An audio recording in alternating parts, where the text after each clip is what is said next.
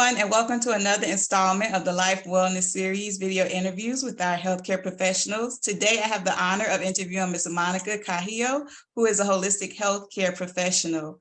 Welcome, Monica. Welcome to the Life community. We're happy to have you. Thank you so much for inviting me. Love being here. Thank you. Thank you. Will you please briefly begin by telling us a little bit about yourself and how you got into the holistic healthcare realm, your journey? Thank you. Yeah, I'd love to. Basically, my journey started when I was very, very young. I grew up with a grandmother who, she didn't know it, but she was literally practicing holistic. Wow. She had a second grade education, but she knew how to go in the, I lived on our farm, and she knew how to get out in the farm and find every root, every plant, every mushroom. Wow. And she literally knew, what they healed. And so, and so I actually just started learning from her, just, running with her and picking things and, and she would give us stuff that, that were not very good. But, I remember I was just talking to somebody and I was saying, I don't remember ever having a cold or being, being sick, going to the hospital, going to the doctor, other than the regular checkups. And by being around her, obviously I learned about that. She really talked about listening to your body. I don't even know how she would know that, because right. that's something we don't talk about. And every time, like, let's say, something was going on, she would be like, what did you eat? Did you drink water? Did you do this? Did you do that? And so, and it taught us, before she gave you anything, even though it was, natural, she wanted to find out what it was that caused that, so that she gives you the right thing.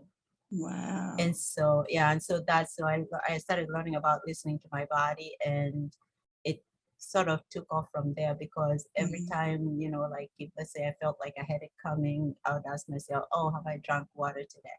And sure enough, I go drink water and the headache would be gone. Right. And Wow. so, things like that. So I grew up not taking medication and not really, having, a problem. And unfortunately, I am one of the few families in my family that actually took it on Wow. and decided to live it. And so, I'm originally from Africa, I'm from Kenya. And so when I came to the United States, obviously, the first thing that caught my eye, or caught me, was the food and the taste. And there was something that didn't sound right, because, the taste of the food was very, very different. Then, I find out what they do to the food. Right. And that's what was different. I was used to getting everything from the ground and eating it. It was, we didn't call it organic then, because it just grew and you ate it. We grew up, eating food in their season. Like, there's a season for apples, there's a season for corn, there's a season. So we didn't eat anything outside of their season. Right. Yeah, and that's when the food is actually the most nutritious, because that's why it is grown at that time. But anyhow, so I just went on a hunt for, because obviously I had that background, I started looking for, natural, some way to bring something natural, to my life. And I was doing it for myself, throughout college. And I happened to find, this lady. She was 60 years old. She was actually in my class coming back to college. And we just struck a conversation, because she was very healthy. Even actually, when she told me that she was 60, I couldn't believe it, because she didn't look it. And so she started telling me about the food and how to shop, where to shop. And then she was following all these, doctors who had turned into holistic medicine, and teaching more about food and natural things, instead of, even though they were doctors who prescribed medication and did surgery and all that, but they first went to the natural to see if they could heal with that.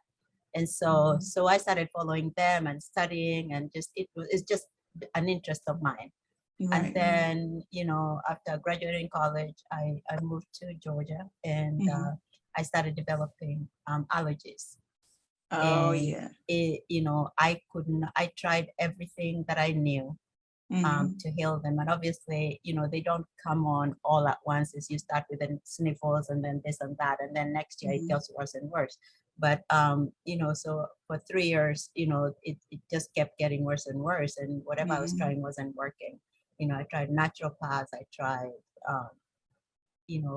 just going to different chiropractors, and I'd feel better one day, and the one day that it wasn't working.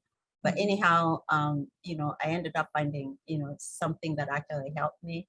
And I remember the day that I heard the call to come and do this full time.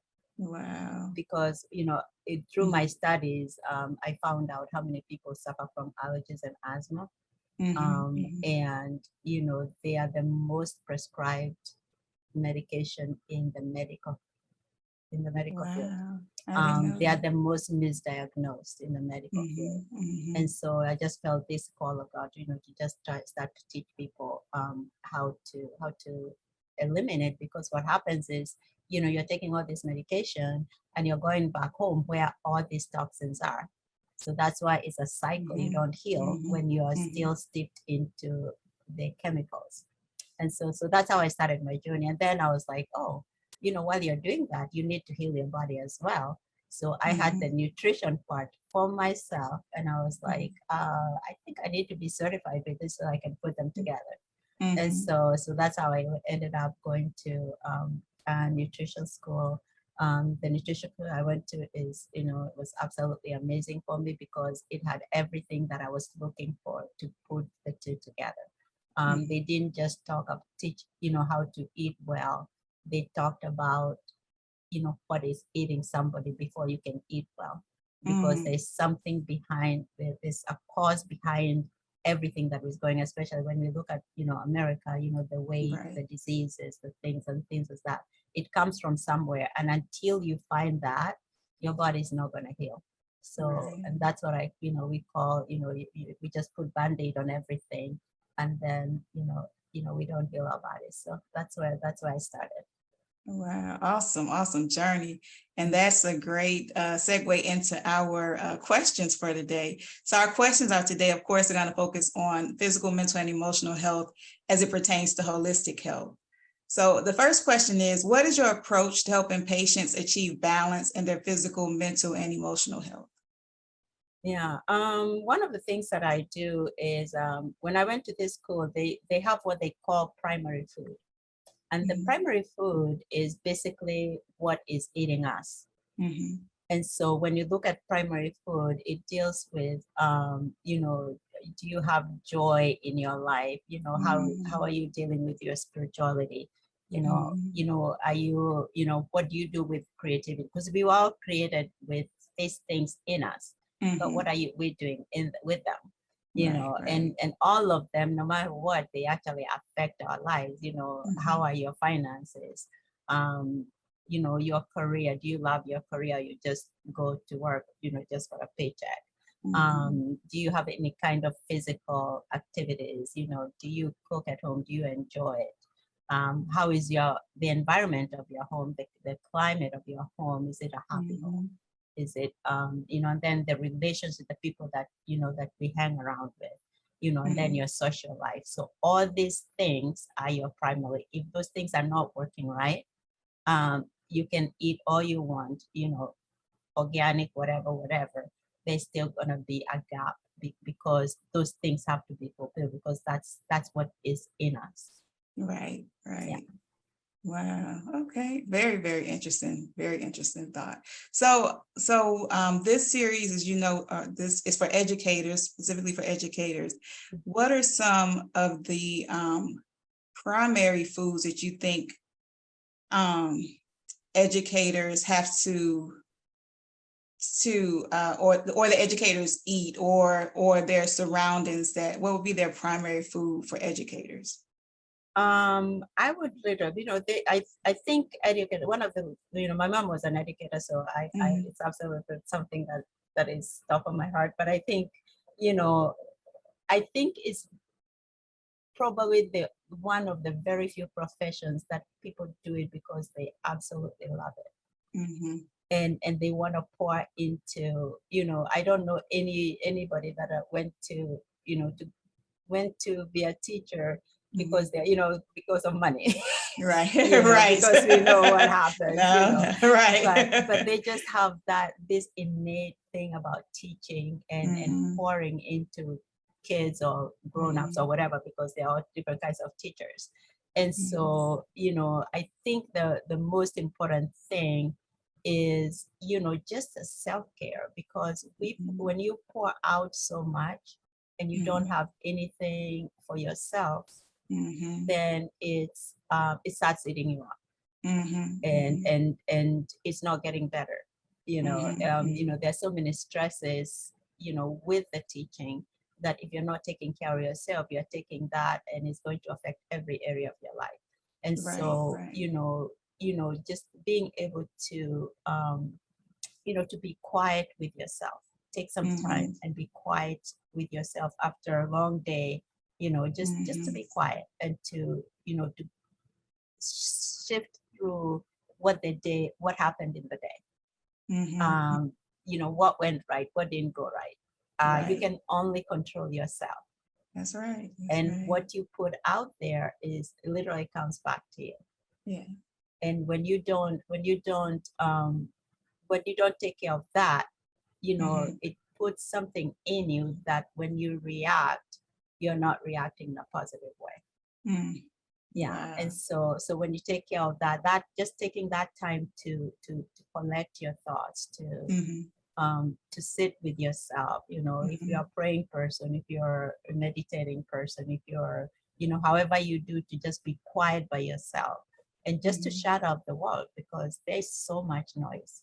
Yes. And we have to be able to shut that off and set a specific time to do that, because if we wait until we have time, we all have 24 hours. Nobody has 26, so we all have 24 hours. Out of that 24 hours, you choose. It's a matter of choosing. In every area of our lives, it's a matter of choosing. And I tell people, choose yourself first. Yes. And then you'll be able to pour out to other people. Wow, absolutely, absolutely. So how do you, when you're working with clients, how do you customize the experience for your clients based on individual circumstances? Yeah, basically, obviously, it starts with an interview just to hear, where you are, what you're looking for, what do you want to accomplish? Because most people, especially when I say I'm a health, they want to go on a diet, and I'm like, no. I honestly don't do diets, and because it doesn't work. Number one, it works for a very short time, and we have been lied to. It's a $1 billion industry. Yes. Because you get on this diet, you get off, you get on the other diet, you get off. This one promises you the world, you get on it, and then the other one promises you this and that, and literally it's that's the first step. That's why I do that primary thing first. Right. Before I do anything else, we have to look at where you are and work towards it, because when those things, because sometimes, like, literally stress holds on to fat more than anything else. Yeah, it literally does. When you're stressed out, your body just has to hold on to something, and that's why you see when you're stressed, you can't lose it. And then if you lose weight, you're losing the good fat and you're losing muscle. Oh wow! You're not losing the bad fat that you need to get rid of. Right. Yeah, and so that's why you have to start with yourself on the inside, be healed from that, and the body. Literally, I've worked with people that didn't even have to change the way they eat, because that's not what was eating them. Wow. Yeah. Wow. Yeah. And do you find that it's true that, like, when it's stress related weight gain, it's in certain areas? Because I know that was one of the market employees for weight loss one time for pills, was that what is it, cortisol. Yeah, it raises that the it was. cortisol, definitely. But it all depends on the individual. It's just like, when I talk to people about air in their home, some people get allergies, some people will get cancer, some people will get sleeplessness, some people, wherever your body is weakest is what is attacked by whatever is going on. Yeah. Oh, wow. And so that's why it's important to heal that part that is hurting, and then the rest of the body will do their thing. Right. Because there's so many messages in our body, and we don't realize that every part of you is talking, and every part of you is trying to to survive.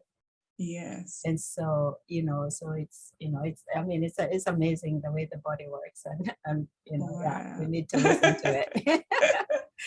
Wow. Yes, that's so true. That is so true. So can you give some examples of daily habits or routines that educators can use to improve their holistic health?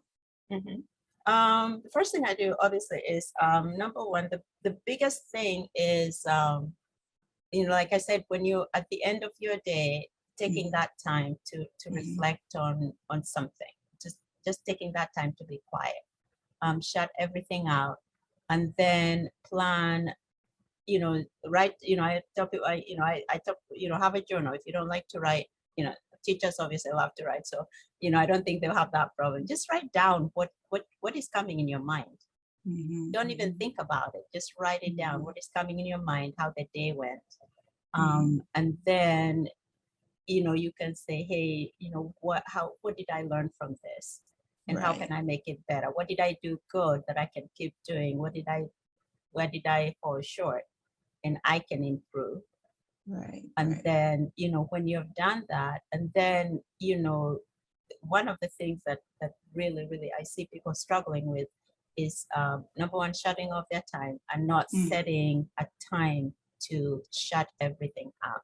And even if you're not going to bed, to shut it and either read or listen to some good music, just to calm your mind. Because when we go to bed with our minds all wound up and all the stuff we watch on TV, everything that happened during the day, and then you have your thoughts and you have those, that's why people don't sleep. Right. And then they start taking sleeping pills. And sleeping pills, they have their own side effects, and you're not getting the real sleep that you need. When you take sleeping pills, you're asleep, but you're not getting the real sleep. So you wake up tired. Yes. And you end your day tired. So when you shut down and your mind quiets down, your mind needs to sleep, and then that's when your body actually starts healing itself. Whatever you did to it during the day, it starts healing itself when you sleep, when you have that good sleep, the real sleep. Yeah. And then when you wake up in the morning, the first thing should not be looking at the phone. I'm sorry. I mean, I sleep with my phone. I shut my phone off at 10 o'clock. And everybody that knows me knows that don't call me. Right. And you have to set those boundaries, because people call you in the middle of the night for nothing. I say, unless the house is on fire. Right. And I say, if somebody's dying and they're in another state or in another state where I can reach them, there's nothing I can do. Right. But so just having that time, to shut down, and then what time when you wake up in the morning, like again, you have that quiet time again to see, to see what you. I forgot something. You plan then. But before you go to sleep, plan your day for the following day. What do I want to accomplish? What can I do? You can just write, I also, my mentor told me 6 things. So I say 6 things because that's what I did. You can write 6 things that you must do the following day. And so your mind, by the time you go to bed, is preparing itself for what you've already written down. So you're not thinking about what you're going to do on the day. Right. And I say it becomes a routine where, I tell people, like, when you go to school, it's automatic, you have to be there, nobody has to tell you. But it's the same way of setting your day for the things that you want to do. And then when you're done, you do whatever you want. And then if you don't finish them, whatever you didn't finish out of the 6 things, that will be the first thing on the list that night. Right. And then you add the other 6, and eventually you see them actually, catching up. There's some things that'll take longer, some things that you're gonna miss for whatever reason. But if I find that it always falls into place, and by the time you know it, you are being able to actually finish faster, and you have more time to actually do the things that you want to do. Wow. So ending your day and starting your day are the 2 important things. The way you start, the way you end your day, and the way you start your day are very, very important. Wow. Yeah. So I have a question because I'm sorry. I'm so sorry. I've always fallen asleep with the TV on, like not loud, but very low, just to have that white noise. So what strategies can I use to wean myself off of that? Because it's been over 40 years of me falling asleep with the TV on. So, and when I turn it off, it's like it's too silent, and then I'm wide awake. The beauty about that is it's just a habit. and habit can be broken. And I know when I can sleep, there's a lot of very soft music, like rain puts everybody to sleep. There's a video for that. If you go to YouTube, you can put if you go to YouTube, you can find a rain or a river, something that very, very, that's not gonna, because the TV is putting things in your head that now you have to think about. Rain, it's just like, you sleep through it. Right. It's not putting anything in your head. Yeah. Right. And don't put music with words in it, because now you're thinking about those words. Yeah. That, so, very soft, I love rain. I like a river.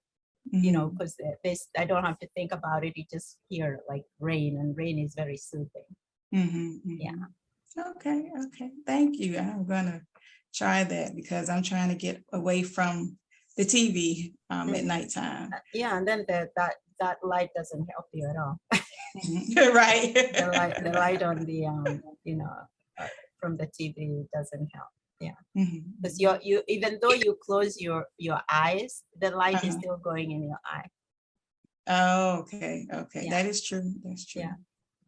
Okay. And then your eye tells your brain, "Oh, don't go to bed. The light is still." Because we work. That's why God created night and day.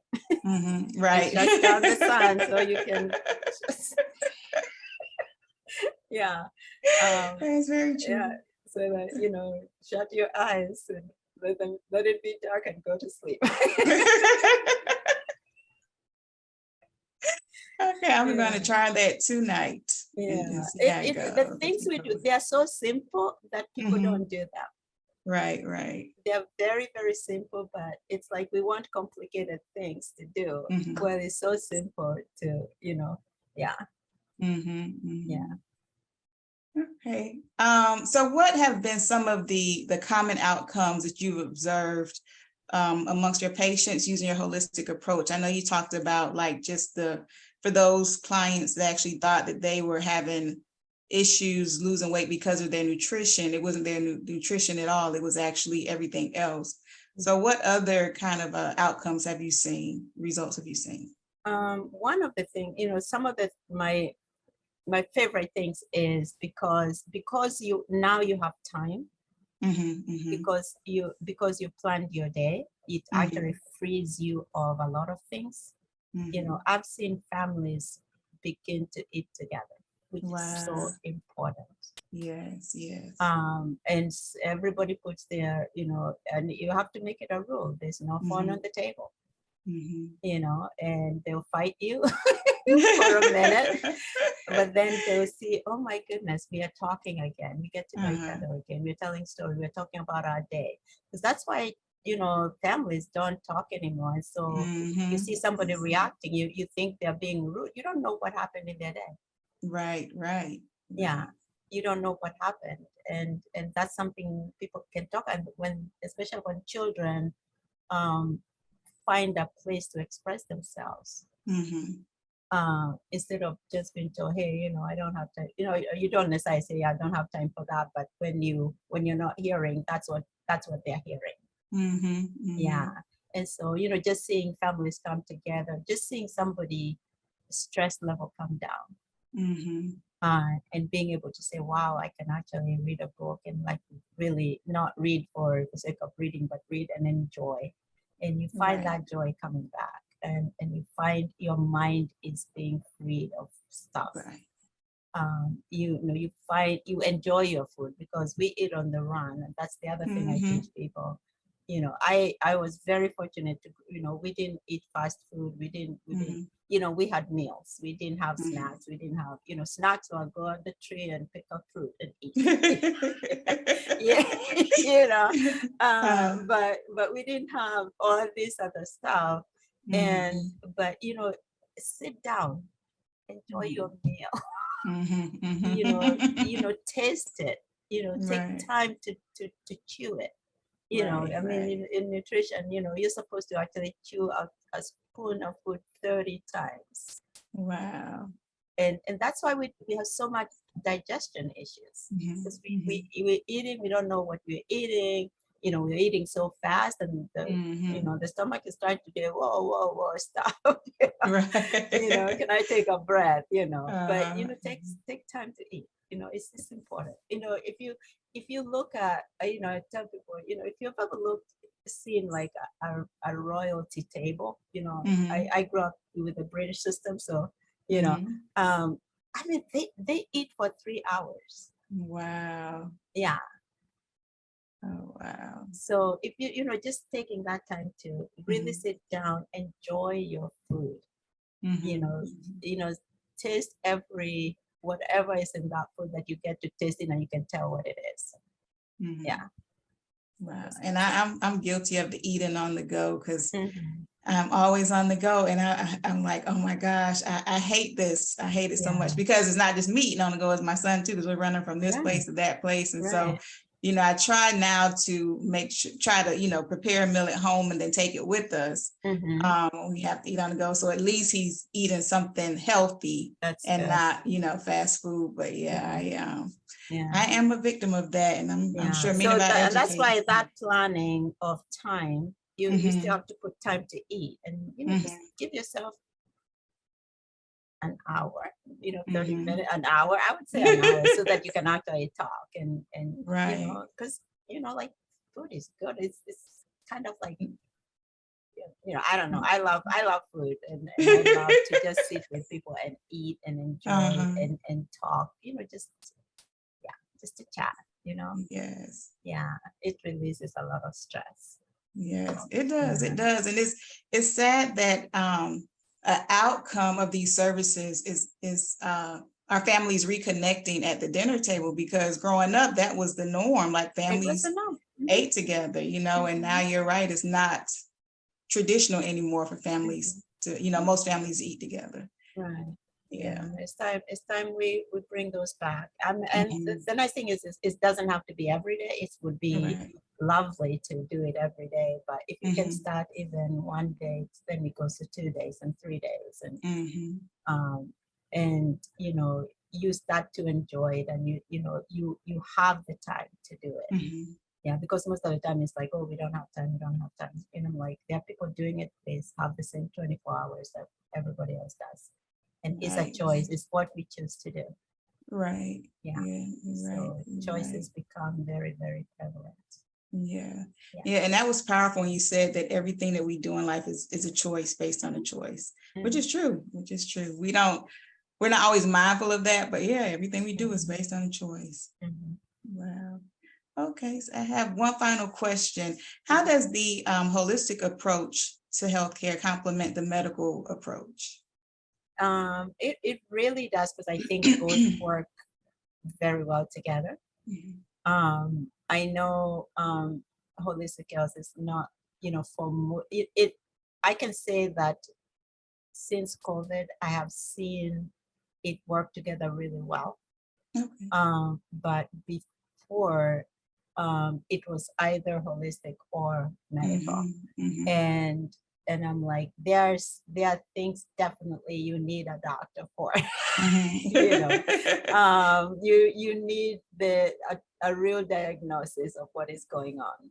You know, you need, you know, if you need something to come out, right. somebody's trained, I can do that, you know.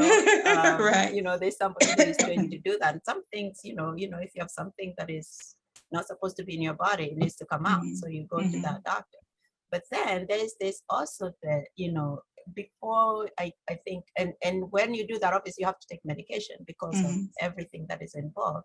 But at the same time, you can also integrate the food that you eat, the supplements that you take to complement this. Right. And the body heals better. You know, the good thing about holistic is your body recognizes the food.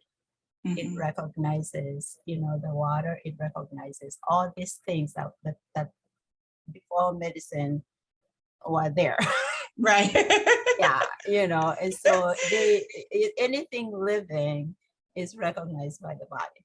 Right. And so the body reacts better, and then it works better with the medicine. And then because medicine, you know, you don't live on medicine, you get off, and then you start living your life and you get healthier. Right. So there's a place for both of them, and I don't knock medicine at all, because it has its place, and holistic has its place. They just work together. Yeah. Right. Okay. So do you have any parting thoughts or words of wisdom for our educators who are preparing for another school year? I would begin with, I would end with what I started with. It's to be mindful of when you're going to bed and when you wake up. What are you doing? And think about that and plan it. And you know, you know, literally, you will see your life change out of those two things. Awesome. Yeah. Well, that's easy. That's practical advice. Thank you so much, Monica, for joining us today. Thank you, Life Community, for tuning in. If you'd like to get in contact with Monica, her information is just in the description below. And don't forget to like and subscribe to our channel. Thank you. And we'll see you next week for another interview. Bye, everyone. Bye.